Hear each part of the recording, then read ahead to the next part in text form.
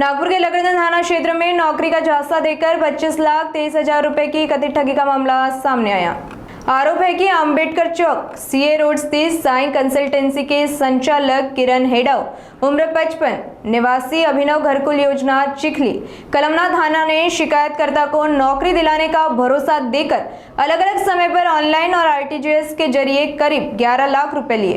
जब नौकरी नहीं लगी और पैसे वापस मांगे गए तो कथित तौर पर टाल मटोल के साथ धमकी भी दी गई।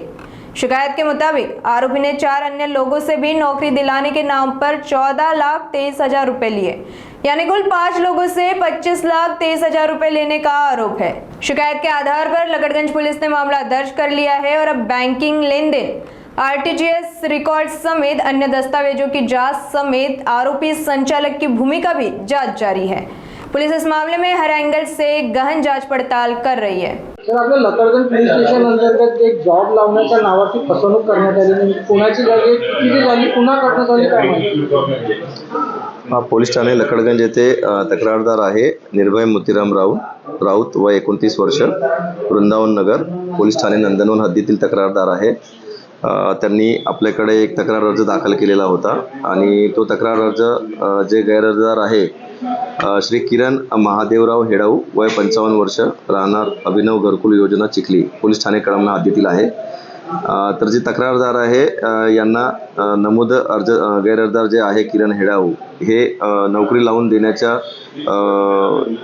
निमित्ताने तक्रारदारांचा त्यांच्याशी संपर्क झाला होता आणि वेळोवेळी हे सुशिक्षित आहे तक्रारदार आणि ते बेरोजगार असल्यामुळे त्यांना नोकरीची आवश्यकता होती आणि त्या संबंधाने त्यांनी ते गैरअर्जदार जे आहे हेडाऊ यांच्याशी संपर्क केला आणि त्यांनी पण त्यांचा विश्वास संपादन करून त्यांना नोकरी लावून देण्याचे आमिष पण दाखवलेले होते आणि त्या संबंधाने वेळोवेळी तक्रारदार यांच्याकडून एकूण 11 लाख रुपये किष्ट स्वरूपामध्ये गैरअर्जदार यांनी घेतलेले आहे, परंतु पैसे घेतल्यानंतर कोणत्याही प्रकारची नोकरी त्यांना लावून देण्यात आलेली नाही आणि त्यामुळे तक्रारदार यांचे लक्षात आले की संबंधित व्यक्तीने आपली आर्थिक फसवणूक केलेली आहे नोकरी लावून देण्याच्या निमित्ताने।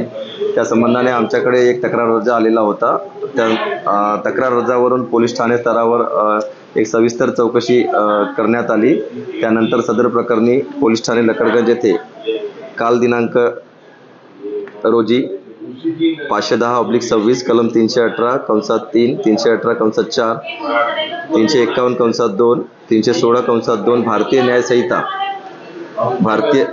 भारतीय न्याय संहिता अंतर्गत गुन्ह्याची नोंद करण्यात आलेली आहे। संबंधित आरोपी विरुद्ध पुढील तपास पोपनी सागर शिंदे हे करीत आहेत।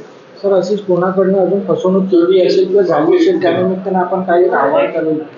आता या तपासामध्ये अजून कोणी यामध्ये जे पीडित व्यक्ती आहेत की ज्यांची अशा संबंधित जे आरोपी आहेत यांनी फसवणूक केलेली असेल तर त्यांनी सुद्धा समोर यावे आणि निश्चितपणे तपासामध्ये त्यांचे पण आपण रेकॉर्डवरती पुरावे गोळा करून तो तपास करण्यात येईल।